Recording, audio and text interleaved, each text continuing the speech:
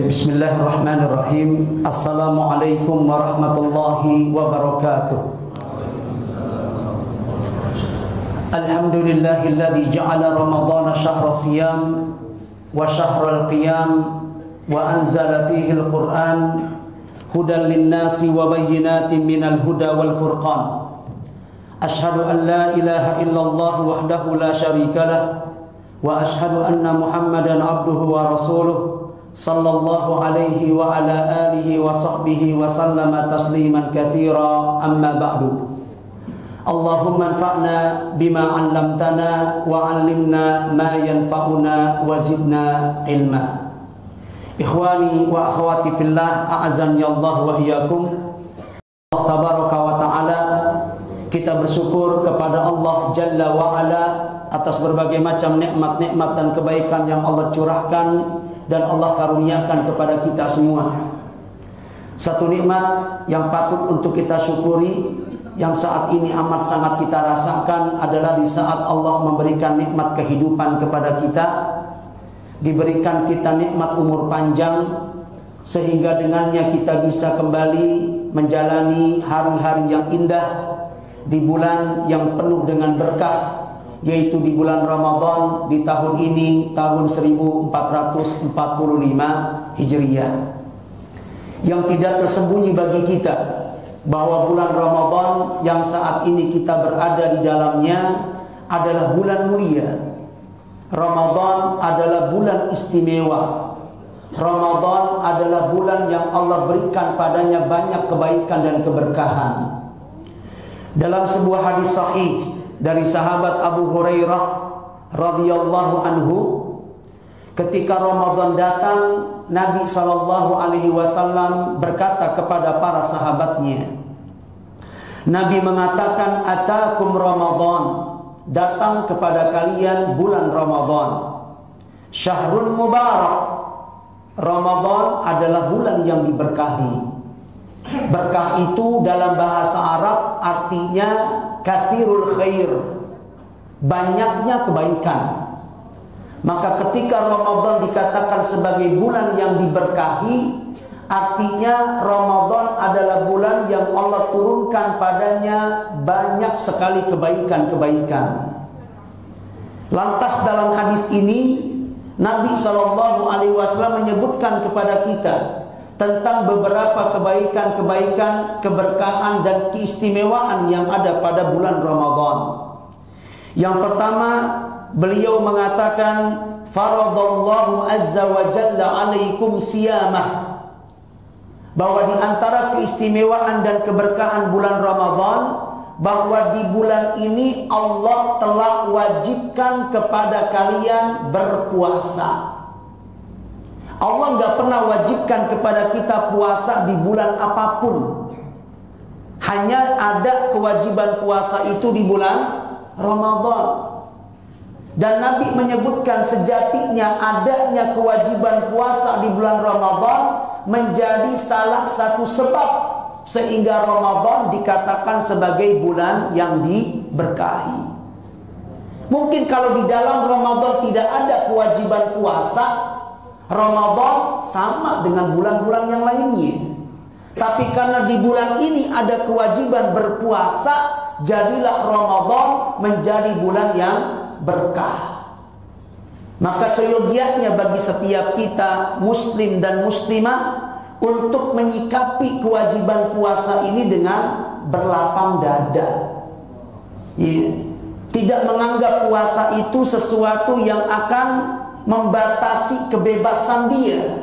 Dari sarapan di waktu pagi, dari kongko-kongko sambil ngopi di waktu pagi, tidak. Kita berlapang dada, menerima dengan sepenuh jiwa akan kewajiban ini. Bahkan tidak berlebihan kalau kita katakan sesungguhnya di balik kewajiban puasa itu merupakan bagian cinta dan rahmat Allah kepada umat manusia. Loh, bagaimana mungkin itu bisa terjadi? Bukankah puasa itu sesuatu yang menyulitkan? Bukankah puasa itu sesuatu yang menyusahkan? Kita harus menahan lapar, kita harus menahan dahaga.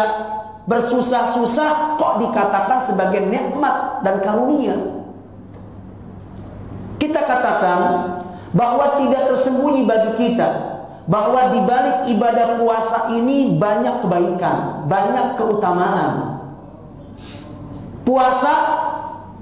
Dengan puasa kita berkesempatan untuk bisa mendulang pahala besar di sisi Allah. Jadi satu amalan yang akan menjanjikan, mendatangkan pahala besar. Kemudian yang kedua, puasa ini akan menjadi penghapus dosa. Dan kita butuh terhadap amal-amal yang seperti ini. Karena sejatinya kita mengakui kita ini adalah para pendosa. Hampir setiap hari dosa-dosa ini kita lakukan. Baik dosa yang terlakukan oleh indera kita ataupun karena faktor-faktor yang lainnya. Yang kalau seandainya kita nggak semangat melakukan amalan penggugur dosa, ada kalanya nanti saat kita mati menghadap Allah dengan berlumuran dosa, bagaimana kita akan bisa mempertanggungjawabkannya di hadapan Allah? Maka untuk bisa mengimbangi banyaknya dosa kita butuh terhadap amalan-amalan penggugur dosa. Dan puasa termasuk di antaranya. Amalan yang akan menjadi penggugur dosa-dosa kita.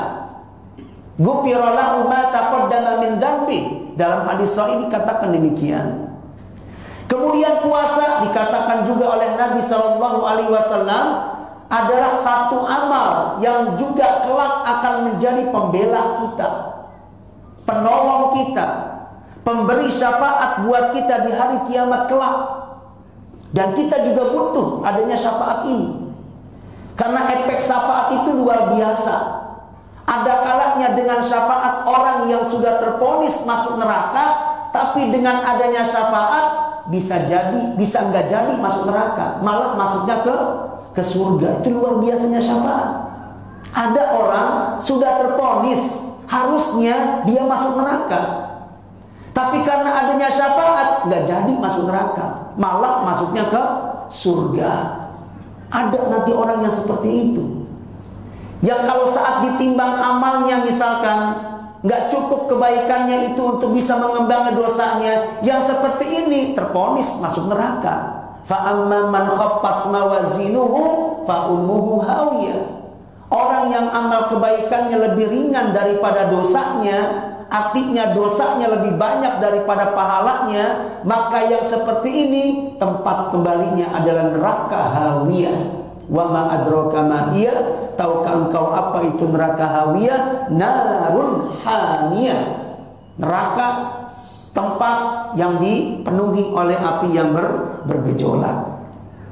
Maka kalau seandainya saat itu orang ini nggak dapat syafaat, betul-betul akan dilemparkan oleh Allah ke dalam api neraka.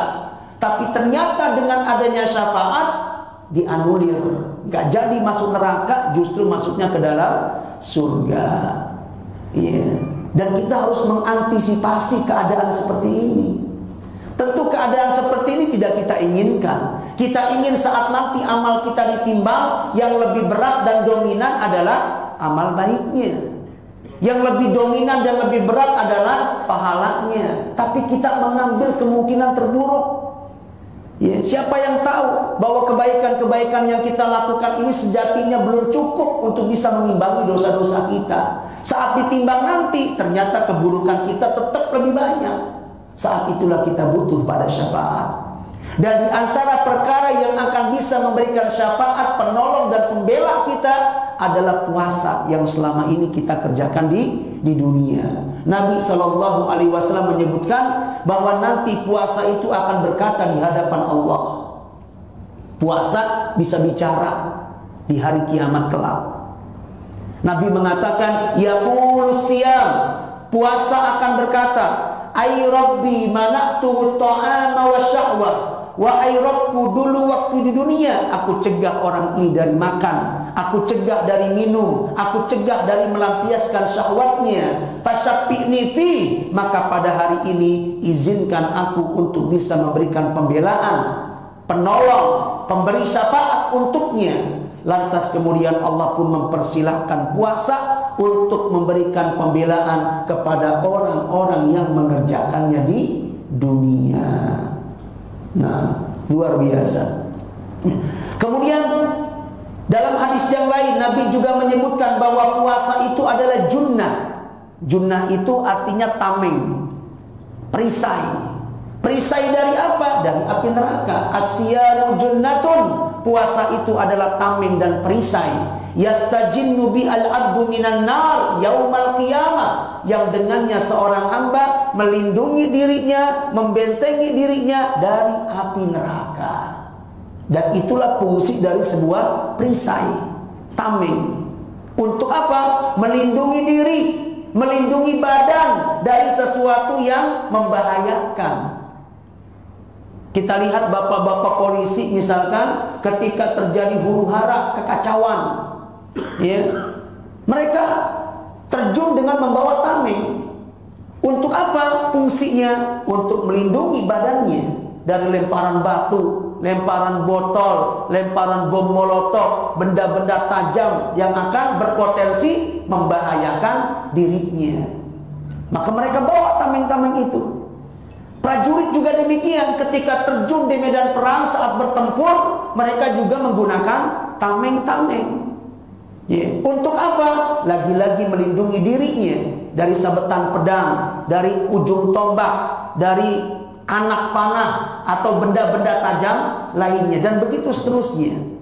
Ya. Itulah fungsi dari sebuah tameng. Dan nanti di akhirat kita butuh terhadap tameng yang akan melindungi kita dari sesuatu yang apabila mengena badan kita, sakitnya itu akan lebih sakit daripada sabetan pedang, lebih sakit daripada tertancap anak panah, lebih sakit daripada tertancap ujung tombak. Apa itu? Ya, api neraka. Makanya Allah Subhanahu wa taala ingatkan kita dalam surat At-Tahrim ayat 6. Allah sudah ingatkan kita ini. Ya ayyuhalladzina amanu, wahai orang-orang yang beriman, qu anfusakum, jaga diri kalian, lindungi diri kalian, sayangi badan kalian, wa ahlikum, dan juga diri keluarga kalian. Lindungi diri kalian dan juga keluarga-keluarga kalian. Lindungi istrimu, lindungi anak-anakmu. Setelah engkau melindungi dirimu, lindungi orang-orang terdekatmu. Dari apa? Naro, dari api neraka. Karena kalian gak akan sanggup untuk menahannya. Karena api neraka itu nanti panasnya dalam sebuah riwayat disebutkan akan dilipat gandakan menjadi 69 kali lipat dari api terpanas yang ada di dunia. Kita menghadapi api dunia aja nggak sanggup. Sehebat apapun kuatnya badan kita, setebal apapun kulit kita, nggak bisa untuk menahan api dunia. Jangankan api dunia, benda yang terkena efek api pun kita nggak sanggup untuk bisa menahannya. Kalau kita lagi masak air, ketika mendidih, kemudian kecipratan kulit kita, langsung berontak kita, refleks itu. Padahal kulit ini nggak terkena api, cuma terkena apa? Air. Air itu bukan sumber panas, dia cuma efek dari sumber api yang ada di dalam tungku. Kena efeknya saja badan kita menolak. Badan kita merasa sakit dan menderita ketika bersentuhan dengan itu. Apalagi kalau badan ini langsung bersentuhan dengan tungku apinya. Tentu lebih tidak sanggup lagi. Apalagi nanti apinya dilipat gandakan lagi panasnya menjadi 69 kali lipat. Siapa yang sanggup? Siapa yang bisa? Makanya Allah ingatkan kita, wahai manusia, badan kalian gak akan sanggup untuk bisa menahannya. Maka jaga diri kalian dari api neraka. Di antara perkara yang bisa menjaga badan kita agar tidak tersentuh, maka kita butuh tameng. Dan ternyata tameng itu ada pada puasa yang kita kerjakan saat ini. Dan masih banyak lagi. Nah, Allah Subhanahu wa ta'ala ingin agar setiap kita mendapatkan kebaikan-kebaikan puasa tadi. Maka caranya bagaimana? Caranya adalah Allah wajibkan puasa ini atas kita. Dan dengan diwajibkan puasa, apa yang terjadi? Apa yang kita rasa? Kita memiliki dorongan yang kuat untuk melakukannya. Ya. Kita memiliki spirit, kita memiliki semangat, dorongan yang kuat untuk mengerjakannya. Coba kalau puasa nggak wajib, paling yang puasa berapa persen dari kaum mukminin? Mungkin nggak sampai 50%. Kalau misalkan puasa Ramadan cuma sunnah, banyak yang akan meninggalkan. Tapi ketika puasa ini diwajibkan oleh Allah, kita saksikan kaum muslimin mereka berpuasa. Sehingga dengan itu diharapkan mereka mendapatkan keutamaan-keutamaan tadi. Maka berdasarkan ini tidak berlebihan jika kita mengatakan adanya kewajiban puasa merupakan bentuk cinta kasih sayang Allah kepada kita, agar kita terdorong untuk melakukannya dan kemudian mendapatkan kebaikan-kebaikan yang tadi disebutkan, dijanjikan oleh Allah dan juga Rasulnya Sallallahu Alaihi Wasallam. Ikhwah wa akhwat billah, sudah barang tentu tidak semua orang yang berpuasa akan mendapatkan kebaikan-kebaikan tadi. Yeah. Orang yang akan mendapatkan kebaikan dari puasa adalah orang yang puasanya itu benar, sesuai dengan apa yang diinginkan oleh Allah dan juga Rasulnya. Yeah. Yang pertama, hendaknya ketika berpuasa itu harus ada pendorong, harus ada yang melatar belakangi. Pastikan puasa-puasa kita itu seperti ini bentuknya. Enggak juntrung-juntrungan kita puasa, tapi ada pendorongnya, ada yang melatar belakangi kenapa kita puasa. Ya. Dan pendorong yang benar dalam al-puasa tentu saja adalah apa? Dorongan iman, merasa terpanggil dengan seruan Allah, merasa terpanggil dengan panggilan Allah. Surat Al-Baqarah ayat 183. Bukankah Allah mengatakan, ya ayyuhalladzina amanu, wahai orang-orang yang beriman, kutiba alaikumusiyam, diwajibkan atas kalian puasa. Saya orang beriman, saya terpanggil dengan panggilan Allah tadi, makanya dia puasa. Ini artinya apa? Dia puasa karena panggilan keimanan, dia puasa karena dorongan iman. Dan itulah alasan yang paling tepat, dorongan yang paling benar dalam berpuasa. Puasa kita harus seperti itu. Kita puasa bukan karena nggak enak kalau nggak puasa sama si fulan, bukan karena ikut-ikutan si fulan dan lain sebagainya. Kemudian yang kedua, hendaknya dalam puasa ini juga harus ada yang kita harap, harus ada yang kita tuju, harus ada yang kita gapai. Jangan sampai dalam melaksanakan ibadah puasa atau ibadah-ibadah lain itu kosong harapan, hampa tujuan. Jangan sampai. Ibadah apapun, termasuk ibadah puasa, harus ada yang kita tuju, harus ada yang kita inginkan dan kita harapkan. Makanya dalam puasa dan ibadah apapun dikatakan oleh para ulama, pastikan kita membawa dua bekal. Apa itu? Roja dan khauf. Ya, roja dan khauf. Apa itu roja? Harapan, keinginan. Ya, ibadah apapun yang kita lakukan harus ada yang kita inginkan dari ibadah kita. Jangan ibadah itu kosong tujuan, hampa makna. Harus ada yang kita tuju, harus ada yang kita ingin, harus ada yang kita gapai. Dalam puasa misalkan, kenapa kita puasa? Apa yang kita inginkan dari puasa kita? Yang pertama, sudah barang tentu ya, kita menginginkan kebaikan-kebaikan yang tadi dijanjikan. Maka selipkan pada puasa kita keinginan-keinginan ini. Kita berharap puasa yang saat ini sedang kita lakukan kelak akan menjadi pembela kita, penolong kita, pemberi syafaat buat kita. Kita berharap puasa yang kita kerjakan saat ini akan menjadi tameng kita, yang akan membentengi kita, melindungi kita, menjaga kita dari sentuhan api neraka. Kita berharap dengan puasa yang kita lakukan, Allah Subhanahu wa taala menghapuskan dosa-dosa kita. Itu harapan-harapan yang harus kita selipkan pada setiap ibadah puasa yang kita lakukan. Jangan sampai puasa kita kosong harapan. Ya. Kemudian khauf, apa itu khauf? Rasa takut. Selain ada yang kita harap, ada juga yang kita takut. Kenapa kita takut? Kita takut kalau nggak puasa itu akan terkena hukuman. Kita puasa selain mengharapkan kebaikan, tapi juga kita takut seandainya nggak puasa itu ada hukumannya. Dan Nabi SAW telah mengabarkan kepada kita tentang hukuman yang mengerikan, yang mengenaskan bagi orang-orang yang sengaja tidak puasa tanpa ada udzur yang dibenarkan. Nabi pernah diperlihatkan tentang satu kaum mu'alliqina ala araqibihim, yang mereka digantung dengan cara terbalik. Gimana digantung dengan cara terbalik? Kaki di atas, kepala di bawah. Dalam kondisi yang mengenaskan, Allah hinakan sehina-hinanya, seperti halnya seekor kambing saat mau dikuliti. Enggak cukup dengan itu, musyaqqaqatun asdaquhum, sudut-sudut mulut mereka itu robek. Tasilu daman, kemudian mengeluarkan darah, mengalir darah.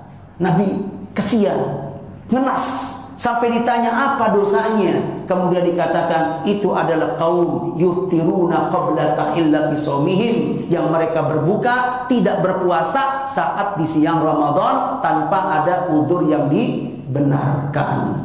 Ya, jadi ketika kita nggak puasa, kita nggak berani. Kenapa? Takut akan ancaman ini. Maka ketika berkumpul pada puasa kita, khauf dan roja, itulah puasa yang diharapkan. Kemudian ikhwah fiddin, a'azzaniyallahu ayyakum, dalam hadis Abu Hurairah radhiyallahu anhu yang tadi saya baca, Nabi banyak menyebutkan tentang keistimewaan. Namun karena terbatasnya waktu, langsung saya ambil pada bagian akhirnya. Ya, di bagian akhir dari hadis ini, Nabi SAW mengatakan, Inna lillahi utaqa'u minan nar wa dzalika kullu lailatin. Di bulan ini, di bulan Ramadan, Allah memiliki orang-orang yang kelak akan Allah jamin terbebas dari api neraka. Wa dzalika kullu lailatin, dan itu terjadi pada sepanjang malam. Jadi pembebasan, adanya orang-orang yang Allah jamin terbebas dari api neraka, kata Nabi, terjadi pada sepanjang malam dari malam-malam Ramadan. Nah, hadis ini menjadi sebuah bantahan terhadap satu pemahaman yang mungkin beredar di tengah-tengah masyarakat, yang membagi malam-malam Ramadan itu menjadi 3 bagian. Yang 10 pertama katanya malam rahmat, 10 malam kedua adalah malam ampunan atau maghfirah, 10 ketiga adalah malam itqun minan nar atau pembebasan dari api neraka. Kita katakan dalil yang terkait dengan pembagian malam Ramadan ini enggak sahih. Ya. Yang benar adalah semua malam-malam Ramadan adalah malam yang penuh dengan rahmat, malam yang penuh dengan ampunan, malam yang penuh dengan janji pembebasan dari api neraka. Ya, karena dalam hadis tadi jelas Nabi mengatakan wadzalika kullu lailatin, itu terjadi pada sepanjang malam dari malam-malam Ramadan, bukan hanya pada 10 malam terakhir saja. Nah, dikatakan oleh para ulama bahwa dalam kalimat ini itu isyarat agar setiap kita semangat melakukan, memanfaatkan malam Ramadan, mengisi malam-malam Ramadan untuk amal-amal kebaikan dan ketaatan. Di antaranya adalah salat tarawih. Ya. Di antaranya adalah salat tarawih. Ya. Kenapa? Karena nggak mungkin ada orang yang dijamin oleh Allah terbebas dari api neraka, sementara ya, malam-malam Ramadan tidak dia dimanfaatkan untuk sholat tarawih. Malam-malam Ramadan dia pakai semuanya untuk ya, tidur umpamanya. Atau malam-malam Ramadan dia pakai untuk melakukan hal-hal yang tidak baik misalkan. Ya. Apa mungkin orang yang seperti ini yang akan dijamin oleh Allah terbebas dari api neraka? Sepertinya tidak. Sudah barang tentu mereka yang akan mendapatkan jaminan ampunan dari terbebas dari api neraka adalah orang-orang yang memanfaatkan malam Ramadan untuk sholat tarawih. Ya, yabi alladzina yabituna li rabbihim sujadan wa qiyama, yang dia melewati malam tersebut sujada untuk sujud, wa qiyama dan untuk berdiri. Berdiri apa? Salat menghadap Allah, salat untuk beribadah kepada Allah Subhanahu wa taala. Jadi jika kita ingin menjadi orang-orang yang terbebaskan dari api neraka, maka hendaknya kita memanfaatkan momen malam Ramadan. Yang pertama, melaksanakan salat tarawih di awal malam. Kemudian kalau bisa, jangan mentang-mentang kita sudah sholat tarawih di awal malam, kemudian nanti di akhir malam kita bangun cuman sekedar untuk sahur saja. Ya. Kalau bisa, ada tambahan slot untuk kita menambah frekuensi ibadah kita lagi. Ya mungkin gak terlalu banyak, setengah jam, 1 jam maksimal. Kita sahur jam 4, jangan bangun jam 4. Kalau kita biasa sahur jam 4 misalkan, mungkin kita setengah 4 sudah siap untuk bangun. Untuk apa? Menambah frekuensi intensitas ibadah-ibadah kita. Banyak yang kita lakukan di hari-hari atau di saat-saat yang seperti itu. Di antaranya kita bisa manfaatkan waktu itu untuk berdoa kepada Allah. Karena itu adalah saat sepertiga malam terakhir yang dikatakan oleh Nabi SAW, yanzilu rabbuna ila sama'i dunia, Allah turun ke langit dunia pada sepertiga malam terakhir. Dan Allah akan melihat apabila ada saat itu hambaku yad'uni, dia minta kepadaku, la utiyanna, niscaya aku akan beri. Adakah hambaku yang saat itu dia minta ampunan kepadaku, la aghfirannah, niscaya aku akan mengampuninya. Jadi dia bisa memanfaatkan waktu itu untuk berdoa. Kemudian dia juga bisa memanfaatkan waktu itu untuk membaca Al-Quran. Jadi baca Quran itu baik dilakukan kapan saja. Pagi boleh, siang boleh, sore boleh. Tapi akan lebih baik ketika kita membaca Quran dengan cara menyisihkan waktu tidur kita, mengorbankan sedikit waktu tidur kita. Bukankah dalam sebuah hadis Al-Quran ketika hendak memberikan syafaat kepada orang, jadi di antara puasa yang bisa memberikan syafaat adalah Al-Quran. Nah, Quran ini ketika hendak mau memberikan syafaat kepada seseorang, apa katanya? Wahai Rabbku, mana tuhun naum, dulu waktu di dunia aku cegah orang ini dari tidur. Artinya apa? Dia sisihkan waktu tidurnya untuk membacaku. Ketika kita membaca Al-Quran dengan cara menyisihkan waktu tidur kita, menunjukkan apa? Ada pengorbanan yang kita lakukan untuk Al-Quran. Apa pengorbanannya? Menyisihkan waktu. Kita rela meninggalkan waktu tidur kita, sisihkan tidur kita. Mungkin gak lama, setengah jam, 15 menit, setengah jam. Kita sisihkan waktu tidur kita. Kita korbankan untuk Al-Quran. Maka nanti Quran pun akan berkata, ya Allah, dulu orang ini menyisihkan waktunya untuk membacaku. Dulu orang ini mengorbankan waktu tidurnya untuk mengebacaku. Waktu yang seharusnya dia gunakan untuk tidur, tapi dia nggak pakai buat tidur. Dia lebih memilih untuk membacaku. Maka pada hari ini ya Allah, izinkan aku untuk memberikan pembelaan, pertolongan, dan syafaat kepadanya. Lantas kemudian Allah juga memberikan izin kepada Quran untuk memberikan syafaat. Kemudian yang terakhir, di antara amalan yang bisa kita lakukan di penghujung malam adalah dengan banyak membaca istighfar. Ya, dalilnya tadi bahwa Allah turun ke langit dunia dan lihat ketika ada hambaku yang istighfar, aku akan ampuni dosanya. Dan kemudian di dalam surat Ali Imran ayat 17, perhatikan, surat Ali Imran ayat 17, Allah memuji perilaku, 5 perilaku manusia. Di antaranya adalah orang yang beristighfar di waktu sahur. Ya, Ali Imran ayat 17, Allah berfirman, as-sabirina was-sadiqina wal-qanitina wal-munfiqina wal-mustaghfirina bil ashar. Perhatikan itu. As-sabirin, orang-orang yang sabar. Was-sadiqin, orang-orang yang jujur. Wal-qanitin, orang-orang yang taat. Wal-munfiqin, orang-orang yang berinfak. Wal-mustaghfirina bil ashar, dan juga orang-orang yang beristighfar. Kapan? Bil ashar.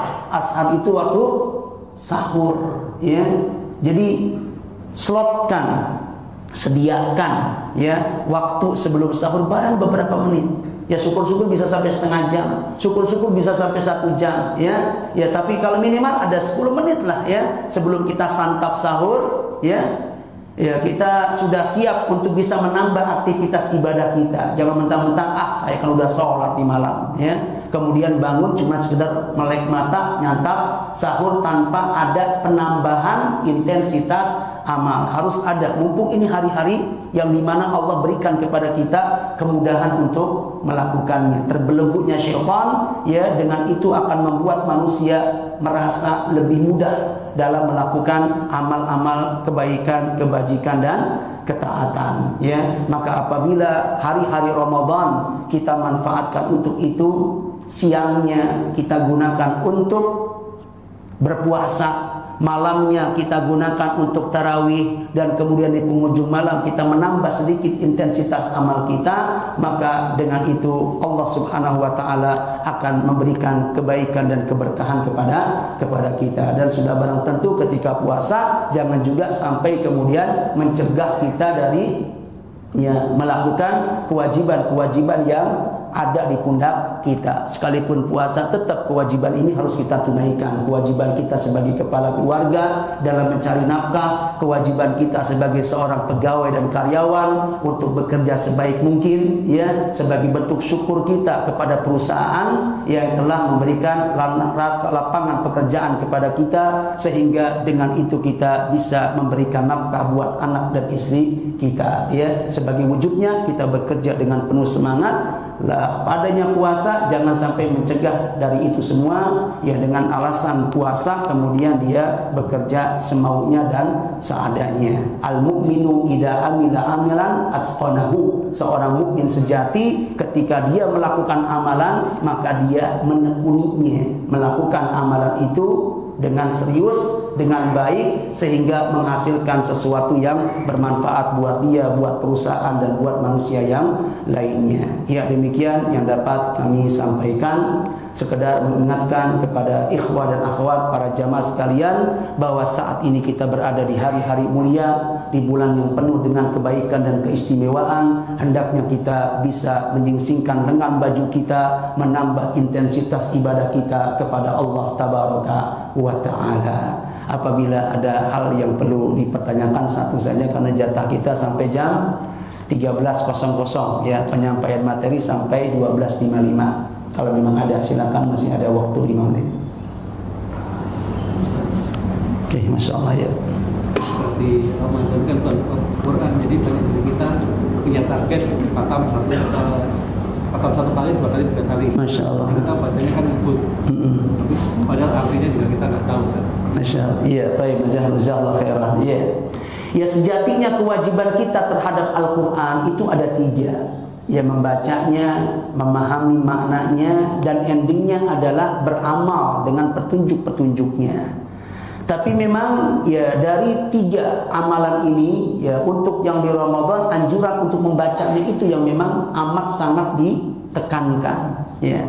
Makanya Allah mengatakan syahrul Ramadan alladzi unzila fihil Qur'an. Ramadan itu adalah bulan yang diturunkan padanya Al-Quran. Maka ini menjadi sebuah isyarat, sebagaimana dikatakan oleh para ulama, turunnya turunnya Al-Quran di bulan Ramadan menjadi sebuah isyarat tentang dianjurkan kita untuk memperbanyak membacanya di bulan Ramadan, ya. Apalagi pada Ramadan terakhir sebelum kematian Nabi SAW, sebelum wafatnya beliau, ya, beliau berkali-kali memurajaah Al-Quran ini kepada malaikat Jibril, ya, menunjukkan tentang keutamaan untuk banyak membacanya, ya, untuk banyak membacanya. Maka fokus kita membaca. Kalau kemudian ada slot waktu untuk kita bisa memahami, menghayati, maka itu lebih baik. Maka targetkan, buat schedule, perencanaan gimana caranya kita bisa membaca minimal 1 hari 1 juz, agar kita bisa memanfaatkan hari-hari sepanjang Ramadan bisa menghatamkan Al-Quran. Kalau enggak sekarang, kita mau berharap kapan lagi? Ini waktu segala sesuatu dimudahkan oleh Allah untuk melakukannya. Orang yang gak bisa mengkhatamkan Quran di bulan mulia ini, dapat dipastikan dia gak akan bisa mengkhatamkan Al-Quran di bulan-bulan yang lainnya. Wallahu ta'ala a'lam bishawab. Mungkin ini yang dapat kami sampaikan, mudah-mudahan bermanfaat. Wa sallallahu ala nabiyyina Muhammadin wa ala alihi wa sahbihi wa sallam. Subhanakallahumma wa bihamdika asyhadu an la ilaha illa anta astaghfiruka wa atubu ilaik. Wassalamualaikum warahmatullahi wabarakatuh.